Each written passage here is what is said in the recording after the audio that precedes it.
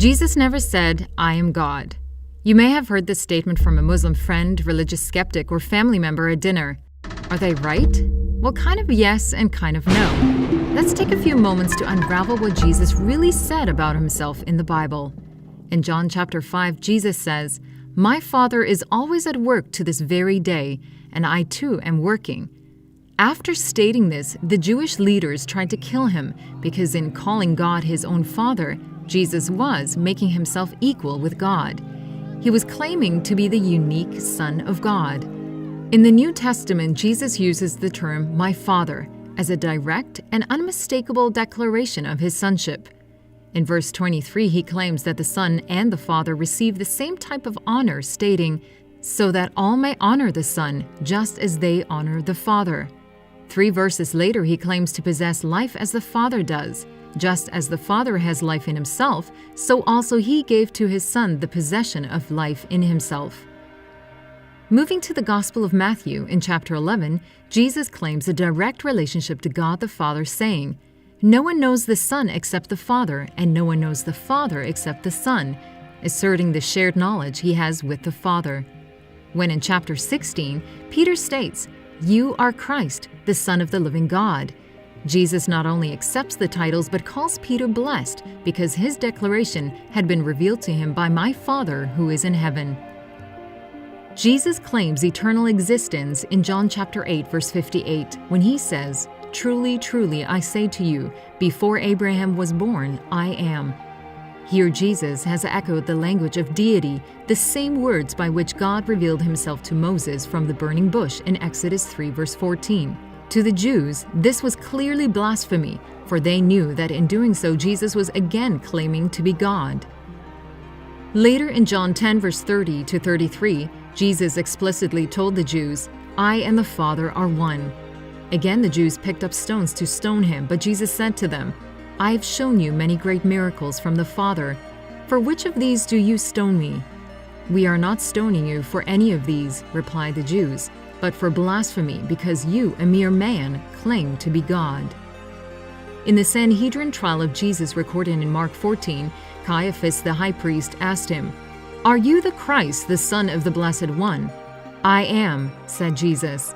"And you will see the Son of Man sitting at the right hand of the Mighty One and coming on the clouds of heaven."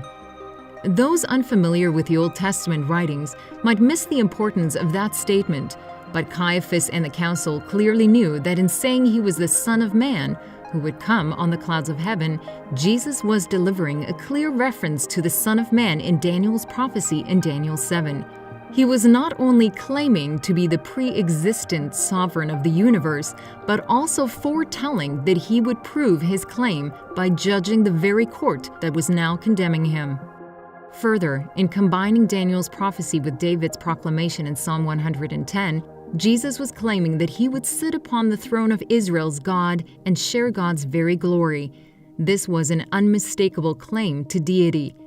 This was the height of blasphemy, and so they all condemned him as worthy of death, as recorded in Mark 14:64 and 65. Throughout the Gospels, Jesus also declared his deity through his claims of authority. He announced, "I am the Good Shepherd," a title the Old Testament assigned to God. He claimed to be the judge of all people, a task only God performs. He called himself the bridegroom, a role God played with Israel. He forgave sins, but only God can forgive sins. He assumed equal authority with God and even encouraged prayer in his name. He also invited people to believe in him for salvation.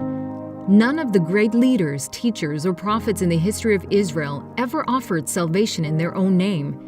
Appearing blasphemous, it was only Jesus who made this appeal of faith, because he was claiming to be God. In reading through the rest of the New Testament, one can see that the title of God is certainly connected to Jesus.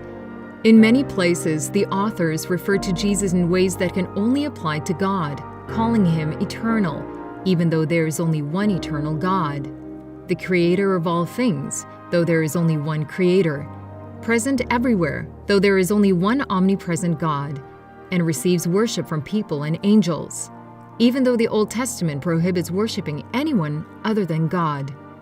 Because each of these characteristics can only be said of God, then clearly the authors of the New Testament also believed Jesus was God. Christians believe that at the heart of the doctrine of Christ's deity is God's loving self-sacrifice for us. That salvation rests not in a man like us, but in a God who became like us in order to redeem us from our sins. So while Jesus never explicitly uses the phrase, "I am God," he is consistently portrayed in all of the Gospels as one who speaks and acts as God. And if such is the case, then we are all faced with C.S. Lewis's famous imperative in Mere Christianity. You must make a choice. Either this man was and is the Son of God, or else a madman or something worse. After Jesus asked, "Who do people say that I am?" he asked an even more significant question, "But who do you say that I am?" The answer to this question each person must decide for themselves.